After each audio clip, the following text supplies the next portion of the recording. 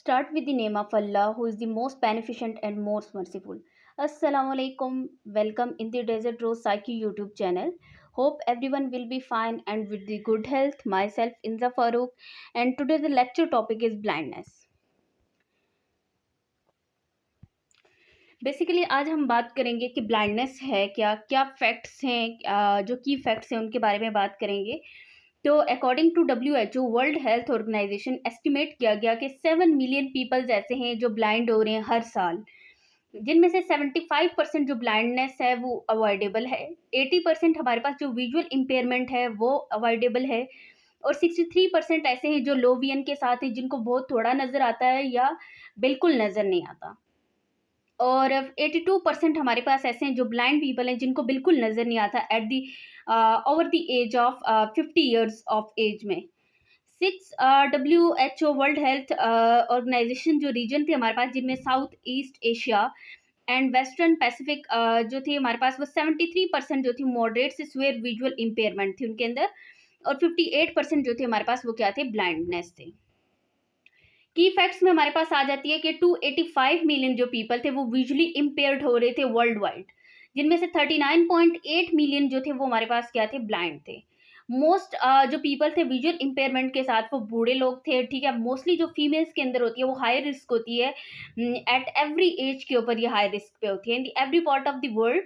90% जो पीपल है हमारे पास वो क्या है कि उनको विजुअल इम्पेयरमेंट है। लाइफ इन डेवलपिंग कंट्रीज के अंदर 90% लोग ऐसे हैं जिनको विजुअल इम्पेयरमेंट है। की फैक्ट्स में हमारे पास आ जाता है 1.4 जो मिलियन चिल्ड्रन हैं अंडर द एज ऑफ 15 हमारे पास क्या हैं, वो ब्लाइंड हैं। यानी कि 15 साल से जो कम उम्र बच्चे हैं वो 1.4 मिलियन क्या हैं, ब्लाइंड हैं। करेक्शन जो है हमारे पास रिफ्रैक्टिव एरर्स जो इसमें किए जाते हैं, नॉर्मल हो जाती है विजन उसमें, लेकिन मोर देन जो थी वो 12 मिलियन चिल्ड्रन में हुई थी एट द एज 5 से 15 तक। अगर आप करेक्टिव कोई भी रिफ्रैक्टिव एरर को अगर आप दूर करना चाहते हैं तो वो हो सकती है। नंबर ऑफ जो पीपल थे वो ब्लाइंड हो रहे थे किसकी वजह से, इन्फेक्शियस डिजीजेस की वजह से हो रहे थे, ठीक है।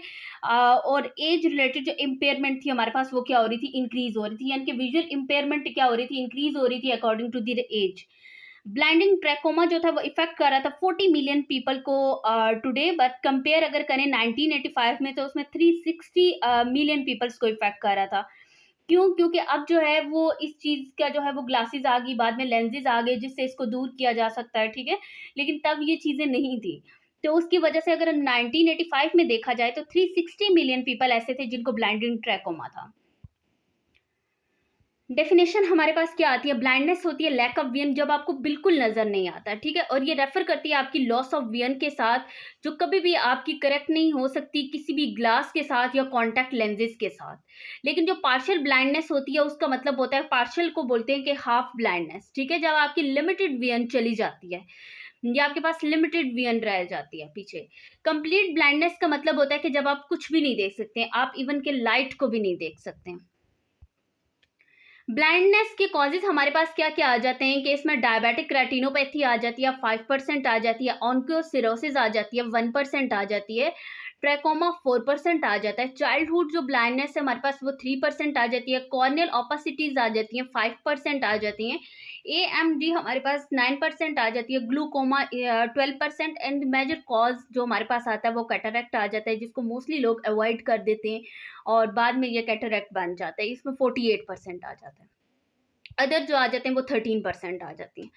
ब्लाइंड जो पीपल हुए थे बाय द एज, अगर वर्ल्ड हेल्थ ऑर्गेनाइजेशन में देखा जाए तो 2002 के अंदर तो 82% हमारे पास ऐसे थे जो लेस देन 50 ईयर्स के अंदर, जो 82% हमारे पास हुए थे।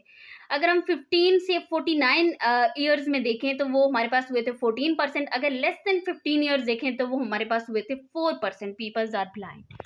काजेज जो है हमारे पास ग्लोबल ब्लाइंडनेस की मिलियंस ऑफ पीपल, अगर 2002 में देखा जाए तो इसमें onchocerciasis, trachoma, childhood blindness, diabetic retinopathy, corneal opacities, AMD, glaucoma, और सबसे ज़्यादा जो आ जाती है वो कैटरैक्ट आ जाती है, अदर्स आ जाती हैं, देन ग्लूकोमा एंड AMD आ जाती हैं, और बाकी जो हैं वो थोड़ी बहुत हैं इसमें।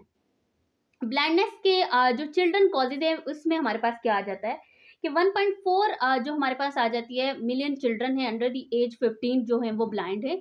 मेजर कॉजेज जो है वो ब्लाइंडनेस की चिल्ड्रन के अंदर वेरी करती है, रीजन टू रीजन वेरी करती है, ठीक है। और लार्जली ये किसकी उससे हम देख सकते हैं सोशियो इकोनॉमिक डेवलपमेंट से, या अवेलेबिलिटी नहीं होती है कभी कभार प्राइमरी हेल्थ केयर या आई केयर सर्विसेज की, जिसकी वजह से ये प्रॉब्लम जो है वो ज़्यादातर देखी जाती है बच्चों के अंदर। अवेलेबल जो डेटा है वो सजेस्ट करता है कि वर्ल्ड वाइड जो कॉर्नियल स्केयरिंग है वो मोस्ट इंपॉर्टेंट कॉज है अवॉइडेबल ब्लाइंडनेस का चाइल्डहुड में, क्योंकि जो कॉर्नियल स्केयरिंग आ जाती है उसके बाद लोग इस चीज़ को अवॉइड कर देते हैं कि ये अवॉइडेबल ब्लाइंडनेस आपकी इसको बोला जाता है। ये मोस्ट इंपॉर्टेंट कॉज होता है चाइल्डहुड में, और जो बाद में किसको लीड करता है, कैटरेक्ट बन जाता है।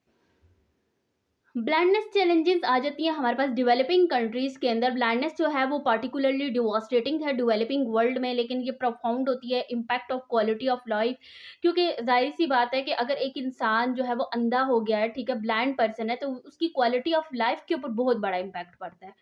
एंड सेकेंड दूसरी चीज़ ये आ जाती है कि चाहे वो मेल है या फीमेल है, उसकी कम्युनिटी उसको कैसे ट्रीट करती है, ये दूसरी मेन इंपॉर्टेंट चीज़ आ जाती है।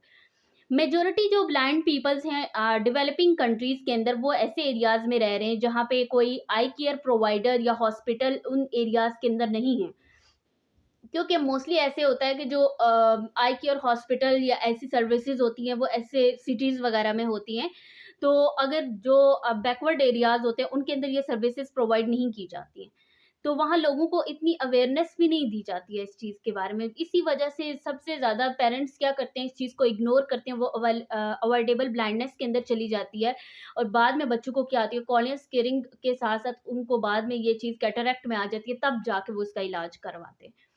वुमेन और जो चिल्ड्रंस होते हैं हमारे पास, वो फेस करते हैं एक्स्ट्रा चैलेंजेस को, क्योंकि उनके पास लिमिटेड एसेस है फाइनेंशियल रिसोर्सेज का भी, हेल्थ इंफॉर्मेशन का भी, और फिर उनके पास क्या ट्रैवल ऑप्शंस हैं। और इसके अलावा हमारे पास आ जाती है लेस सोशल सपोर्ट आ जाती है सीकिंग केयर के अंदर। ब्लाइंडनेस आ जाती है अगर डेवलपिंग वर्ल्ड के अंदर हम देखें तो 90% जो ब्लाइंड पीपल हैं डेवलपिंग वर्ल्ड के अंदर वो काम नहीं कर रहे हैं। 50% ऐसे रिपोर्ट हुए कि जिनका सोशल सर्कल बहुत रिड्यूस है, जो लोगों में जो है वो सोशली एक्टिव नहीं है, और डिसीजन मेकिंग अथॉरिटी भी उनकी क्या है, बहुत वीक है या रिड्यूस है।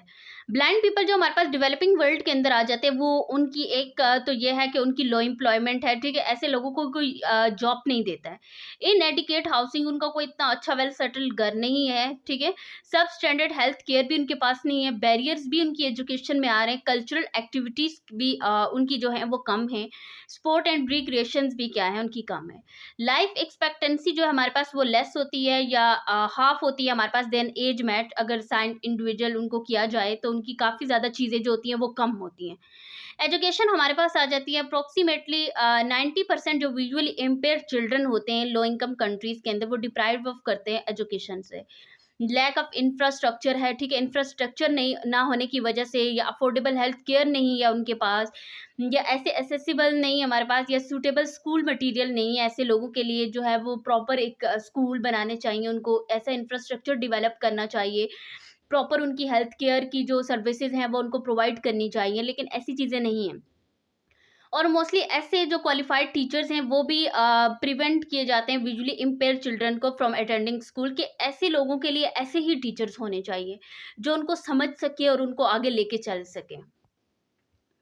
विजन 2020 में हमारे पास आ जाता है कि ग्लोबल इनिशिएटिव लिया था एलिमिनेशन ऑफ अवॉइडेबल ब्लाइंडनेस को ख़त्म करने के लिए। एक ज्वाइंट प्रोग्राम था वर्ल्ड हेल्थ ऑर्गेनाइजेशन और international agency of the prevention of blindness IAPB, इन दोनों ने मिलके तो इसको लिया था कि इसको बिल्कुल एलिमिनेट किया जाएगा अवॉइडेबल ब्लाइंडनेस को वर्ल्ड के अंदर से, ठीक है।